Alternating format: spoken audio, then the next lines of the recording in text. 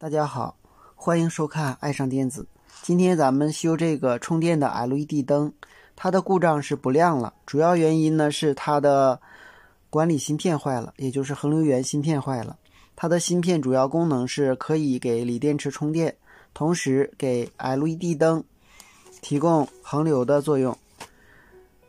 芯片炸了以后，由于芯片上的型号被打磨掉了，所以这个芯片呢是没有办法更换的。经多方查找，终于找到了一个相似的芯片。由于引脚不是完全一样，所以呢需要改电路。这个芯片的型号是 YX8283。下面我们先了解一下这个 YX8283 各引脚的功能。首先我们看它的灯板是可以点亮的，用3伏的电源就可以点亮。接下来我们看一下 YX8283 的详细电路，这就是 YX8283 的电路图了。我们也可以自己来制作这样的灯。首先它的一脚是充电端，充电电压可以是手机的5伏充电器。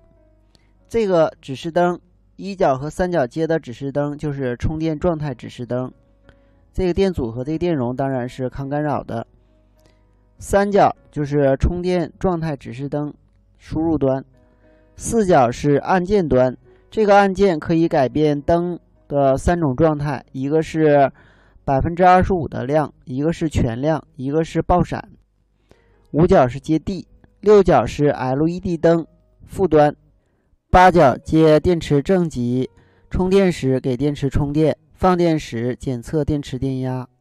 这个芯片既可以给电池充电，又能够实现电池的欠压保护。当电池电压低于 2.5 伏时，芯片停止给 LED 灯供电，保护电池不会损坏。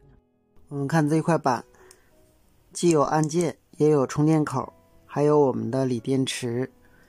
这个芯片也是8脚的，虽然与我们的 YX8283 不完全一样，但是呢，我们只需要简单的更改一下它的引脚，就可以使它正常工作了。由于今天时间有限，所以就不给大家演示了。家里有这样灯的朋友，可以按照我的方法来维修。好，今天咱们就到这里，谢谢大家，再见。